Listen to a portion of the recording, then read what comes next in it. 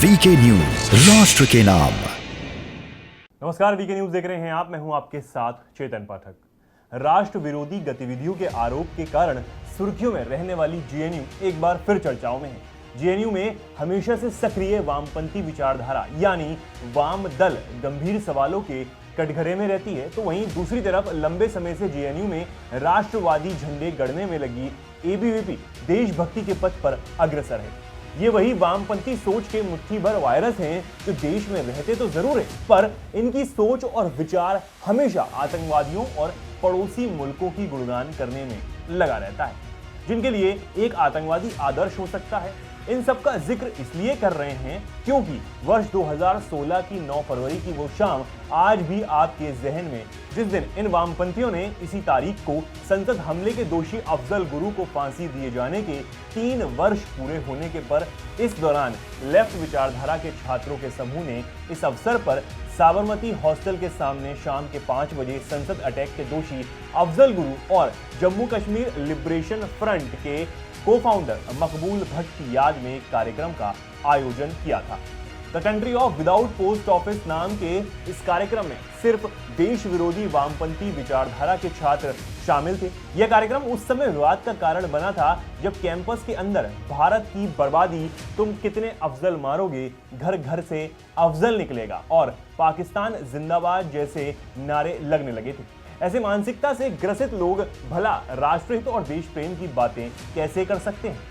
ऐसे में बीते दिन रामनवमी पर जब कावेरी छात्रावास में रहने वाले कुछ छात्रों ने रामनवमी के दिन पूजा आयोजित की, तो ये भला सनातन संस्कृति की बातें उन वामपंथियों को कैसे पचे? अपनी फ्रेंड्स के साथ कावेरी हॉस्टल में पूजा थी रामनवमी में, तो हम लोग उसमें गए थे, सिर्फ पूजा करने के लिए गए थे। मैं आज फास्ट रखी हुई थी, मैंने आज सुबह से कुछ खाया भी नहीं था और कुछ वामपंथी आए और हम लोगों में हमला करने लग गए वो लोग, और मेरे हाथ में उन लोगों ने कांच से हमला किया और मेरे हाथ में इतनी जोर से चोट आई, मुझे तो पता भी नहीं चला कि किस वजह से ये लोगों ने हमला किया। हालांकि इस कार्यक्रम की जानकारी एबीवीपी ने 3 दिन पहले ही पोस्ट के जरिए दे दी थी। तब तक लेफ्ट विंग के उपद्रवियों ने रामनवमी के मौके पर आयोजित एबीवीपी के हवन मंडप पर हमला कर दिया।